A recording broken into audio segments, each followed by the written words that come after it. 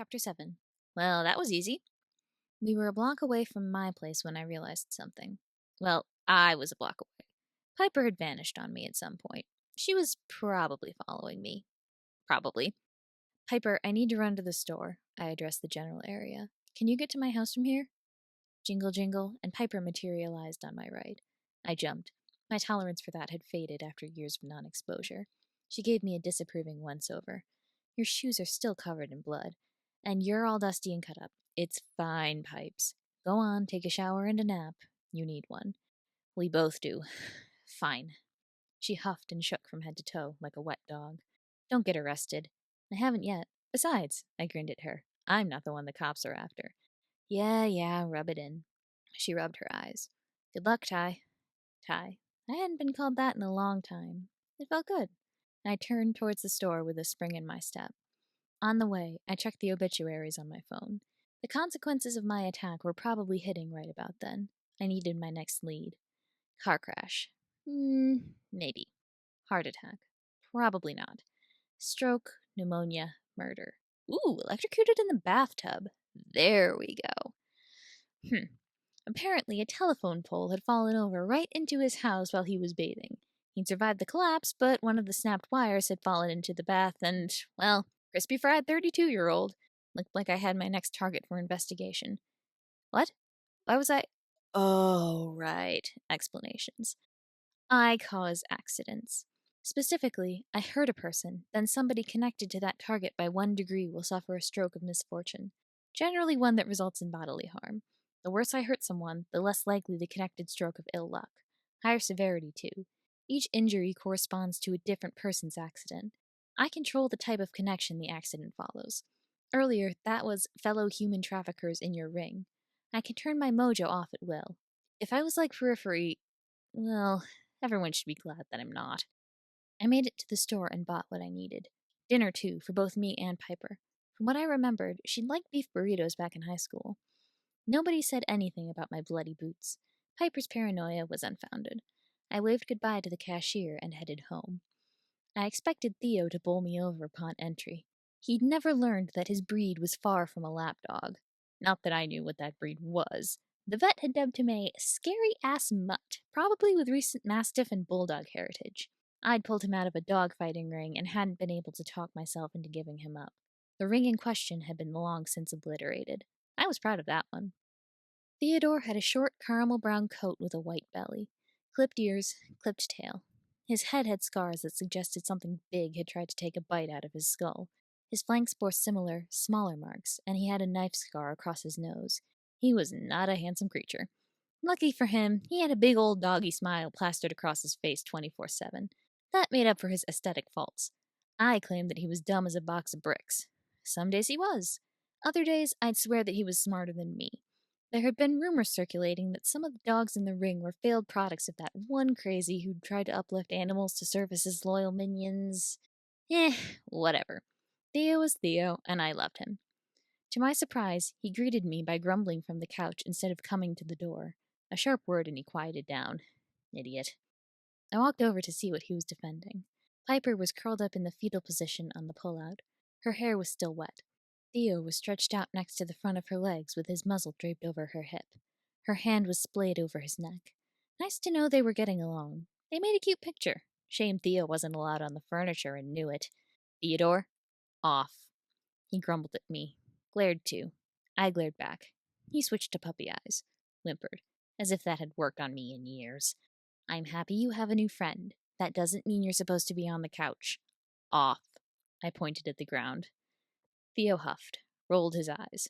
Yes, my dog sasses me. No, I haven't figured out how to make him stop.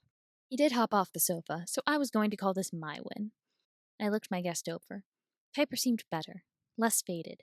The shower had added a flush to her cheeks. Sleep had reduced her eye bags. The only thing missing was her usual tense expression.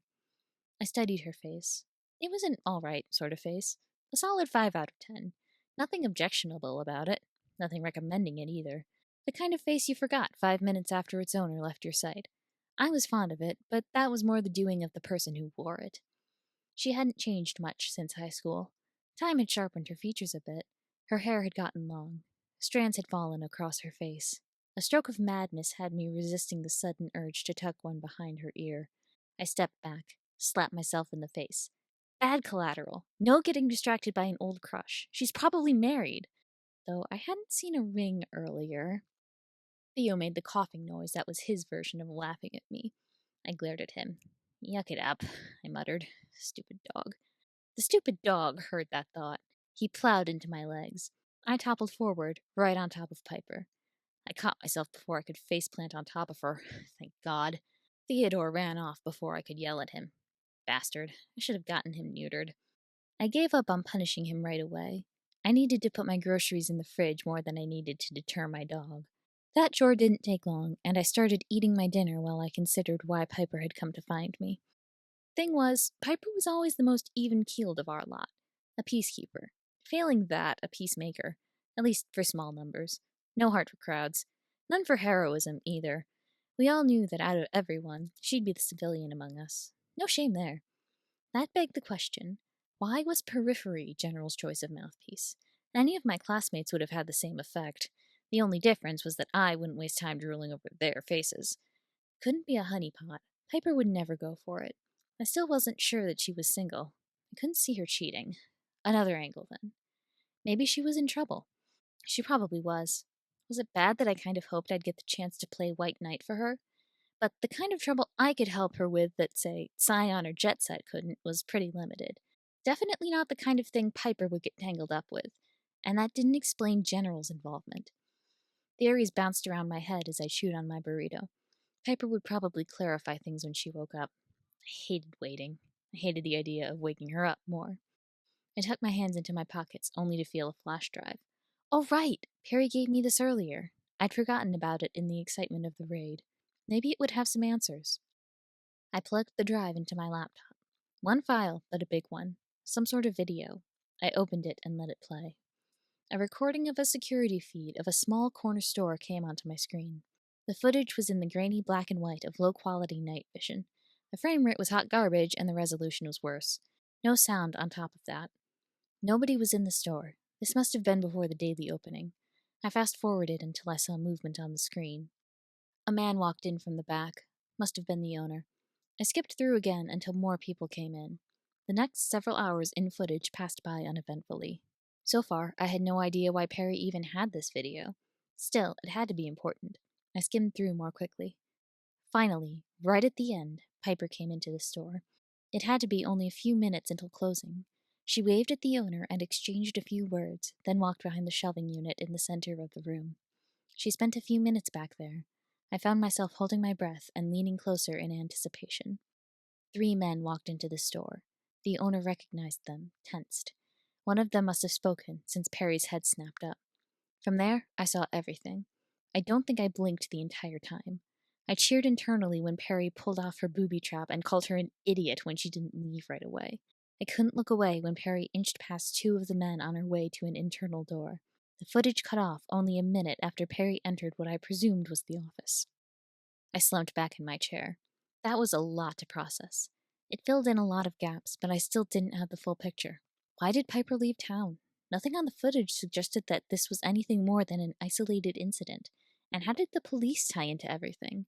Were the men on the video cops or just under the cops' protection? I rewound the footage and watched it again, but didn't gain any further insight. Answers would have to wait until Piper woke up. I finished my burrito, paced, changed into clean clothes, played tug-of-war with Theo. Lost. Paced some more, made my bed. A noise from the living room caught my attention. Pipes! I ran to the living room too quickly to feign dignity. Piper was sitting up, giving Theo a besotted look. Theo was sitting on the floor next to her, getting ear scratches. His head was tilted into the touch, and his eyes were closed in bliss. Traitor, I thought at Theo. His mind-reading abilities had conveniently vanished. I cleared my throat to get Piper's attention. She turned towards me and smiled. Hey, Ty. Hey, yourself. I walked over and subtly nudged Theo out of the way. Feeling better? Much. Thanks. She swung her legs over the side of the futon, made to stand up, hesitated, looked away, twisted the corner of a blanket between her hands. Can we talk? Oh, good. I didn't have to bring up the stampede of elephants crashing through the room. If we couldn't, how would you ask? Charades? I chuckled. My joke earned a small smile. Success! In all seriousness, I said, circling her legs to sit next to her on the futon, we do have to debrief. Then I have questions. She let go of the blanket. Me too, she admitted. Want to go first? If that pleases the lady. I told her the short version of my end of the operation. Then she told me hers. Turns out she'd broken into the master bedroom via grappling hook to the window. The place had been empty. She'd checked both other rooms. Found 3 of the 4 captives in the second one I'd checked after picking the lock. She'd led them into the master bedroom. One of them had then told her about the 4th. Process of elimination had her picking the lock of the last door. The woman had been on the bed, her attacker standing over her. Perry had slashed him in the back to gain his attention, then hit him in the jaw with the butt of my knife on the follow-through. He'd gone down. The woman had been hysterical. Broken leg.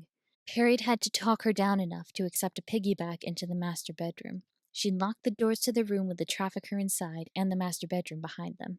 Buying time. 3 had been able to climb down on their own with a little coaxing. Then they'd heard me. My Spanish, anyway. Perry had settled the last woman by the window and placed herself as a human shield. Then I'd entered the picture. I whistled when her tale was done. Not too shabby, Periphery, I told her. I'll say it again. Some people are wasted in civilian life. You aren't half bad yourself, Collateral, she teased. This felt good. Like old times. Comparing quiz scores or playing board games. It couldn't last. Piper's face fell. I had something to ask you. A favor. I focused. Now wasn't the time to get lost in nostalgia. I'm listening. Right. She swallowed. I'm in trouble. Then she explained. My jaw dropped. Quiet Piper interfering in a protection racket. Dirty cops. General getting my license back? That last point was the icing on the cake. I was ready to come back and help her as soon as she mentioned her experience on the train. When do we leave? I asked as soon as she was done. Theo had trotted over to Piper mid-explanation and was getting his head rubbed. Piper gave me a funny look.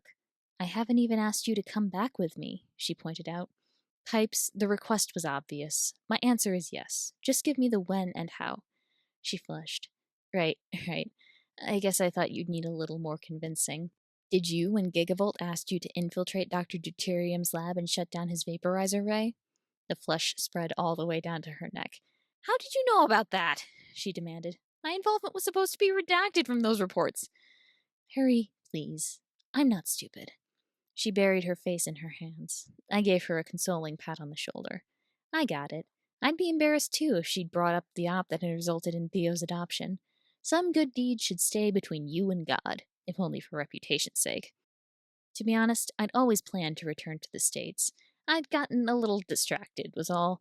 After the whole lost my license fiasco, I'd come here to recoup, gather confidence, defeat a mob before returning with a vengeance. It was hardly my fault that for every criminal group I took down, connections to 3 more reared their ugly heads. The cartels hated me by now. I definitely trod on some superheroic toes, too. Yeah, it was well past time to get back on track. Piper had gotten over her embarrassment. She tapped her chin with a finger. I need to grab my bag from my hotel room. Other than that, I'm ready to go. You're in charge when it comes to our departure time. Nice of her. I started thinking out loud. Lease on this place is up next month. I can wait it out elsewhere. We can road trip back in my truck. Less risk of getting detained that way. I can be packed by tomorrow night. Only thing is Theo. I need to sort out his paperwork. Everything else can be done online. 3 days. That good for you? Perfect. She grabbed my hands and squeezed. My heart did something funny in response. Thank you. Thank you so much, Ty. You have no idea how much this means to me. No sweat. I retrieved my hands. Didn't want to. No idea what else to do. We lapsed into silence. Piper rose to her feet. I'll be back in the morning to help you pack. That cool? I see. My phone dinged. News. I read the headline and had to laugh. Piper, I said between chuckles, you're an angel. What are you talking about? I turned my phone screen towards her. There, on the screen, in bold, 15-year-old rescued from human traffickers called Saviors, Guardian Angel, and Angel of Vengeance. Queries, kudos, or concerns? Like, comment, and subscribe. Thanks for listening.